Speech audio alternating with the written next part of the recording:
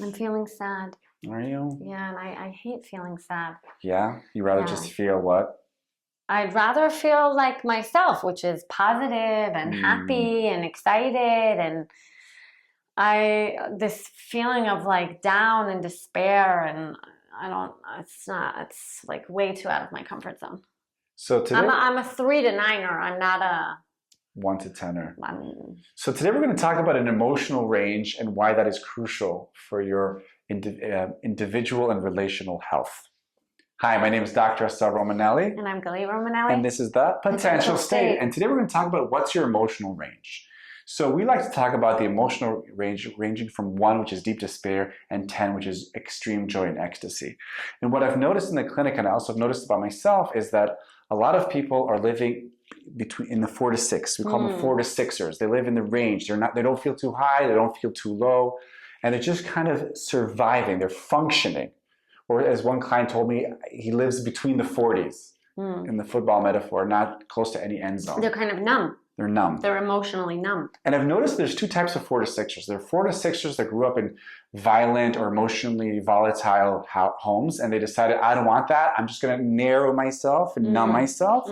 And there are people like me that grew up in homes that were 4 to 6, in these comfortably numb places where you talked about feelings, but you're not necessarily experienced the whole range, whether it's high conflict or high joy or excitement. You didn't feel the feels. You just talked about the feels. Exactly. And the gains of being a 4 to 6er is obviously survival, is functioning. You don't get deterred so much. You don't get flustered. You don't get stuck. There's less drama. You can just function. But the loss of that is that there's no vitality. There's no fun. It's just like everything's one long to-do list, day after day. And you're not really touched. And even this 4 to 6er says to me, even when he was taking drugs or if he's drinking, he says it's a high-intensity version of myself. So he's still a 4 to 6er, he's just more intense. That's amazing. And then, so slowly we realize the 4 to 6er is a survival mechanism, but the 1 to 10 is living. It's the full range. It's the full range of emotion that we have. And so you said you're more of a 3 to 9er. Yeah. Yeah. I have a very hard time accessing my hurt, my pain. I have a really hard time crying. And I know that sometimes, especially since we've kind of started talking about emotional range, that I know from the times that I was able to access the 1 to 3s and kind of have one of these like very, ugly shoulder crying type scenes, that I've felt an immense release afterwards. But it's very hard for me to access that. That's not something that I kind of move towards.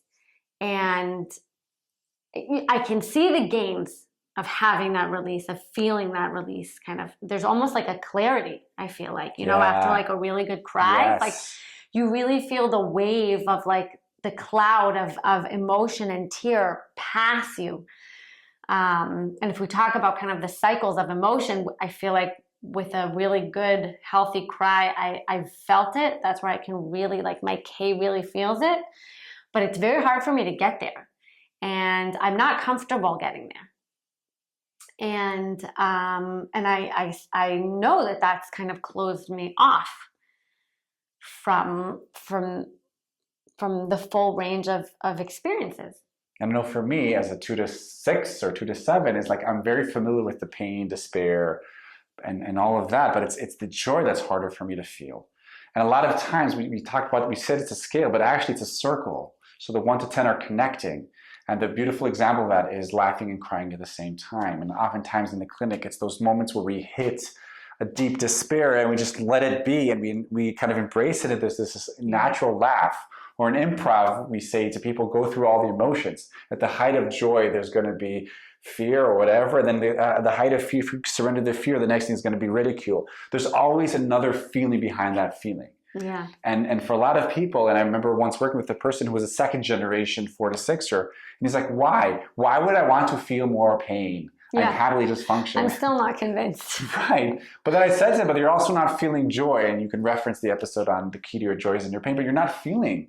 And your wife is basically losing interest because there's no range. Right. And your kids are growing up with a very limited, numb, functioning adult. And that's just not fun being around.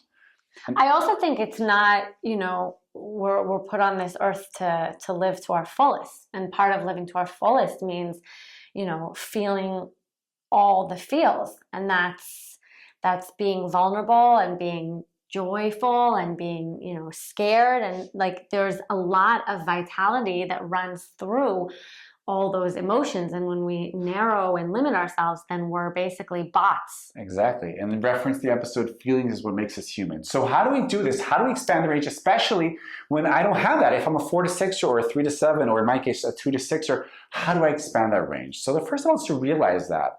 And even draw this out with yourself. Go to your siblings, go to your parents, see kind of what environment you grew up in. Talk to your partner, compare your numbers. And then the first practical tip is just hang out with kids. Because children are natural. Yeah, they're really great. They're all the emotions in one go. Exactly. In one tantrum, they have it all. Right, they can go from crying to laughing from 0 to 100 in seconds. Also artists, also people that are kind of feeling the world, that can have that are expressive, that are not afraid of feeling.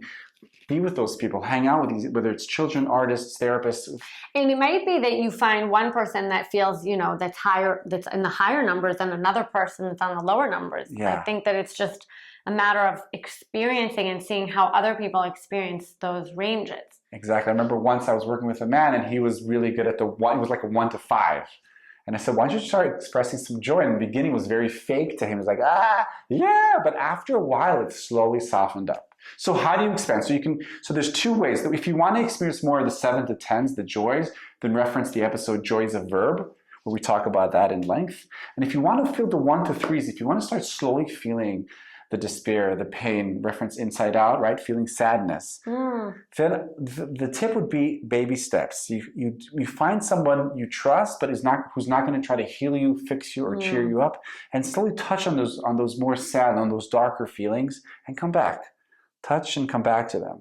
And I think for a lot of us in lockdown and in COVID, it's been really hard because we've been feeling 1 to 3s a lot with very little 7 to 10. Yeah, I didn't like it. But I think over time, the more we can feel it, notice we're not going to die or collapse from it. We're just going to touch that and keep on going. And it's the fluidity that matters. I think for also when I'm in the clinic and there's a lot of pain, I remind myself that we can also bring some play and some joy into these moments. Everything have to be just 1 to 3. And I remember just this week, there was a moment where this man was touching this deep, deep loneliness that he had from childhood, and he surrendered so much. And then there was just something funny. He started sniffing. And then he looked for the tissue, and he couldn't find the tissue, and we started laughing. Yeah. And it was something like this laughing and crying at the same time. It was like. I think the best example of that is in Inside Out, where as she grows and as she kind of, the main character, Riley, and as she kind of feels the full range, then, these like sophisticated experiences come with like sadness and joy and, anxiety and excitement. And I think that, the way that we interpret, experience, and process when we allow ourselves a fuller range becomes more sophisticated. And then we have, things in our toolbox or experiences in our toolbox that we can tap on and use to help us move more swiftly between the ranges so we don't get stuck in a particular range. Because I think that that's kind of where the danger lies, right? In the narrowing or rigidity of it. But if we can kind of like imagine like a sliding scale, move between. And I think now that you're talking, because when we started this episode, I was very much like, I'm not into the 1 to 3. I don't want the 1 to 3. I don't have any purpose of getting to the 1 to 3. But I think that for me, the understanding that it's not staying there.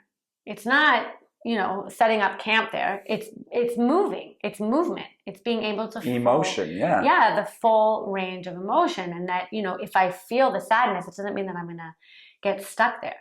Yeah, exactly. And I think once you start expanding your range, it's going to feel weird and maybe even strange, maybe even fake. And another thing, you might have to feel more ruptures with your partner because you're not used to those new areas, those new numbers. But remind yourself and communicate that this is what life is about. We're not a chair. We want to feel alive. So whether it's high or whether it's low, this too shall pass. This is all part of being alive and being human. So are you ready to live? This was Galit Romanelli. Dr. Assael Romanelli. We're the Potential State. And we'll see you next time.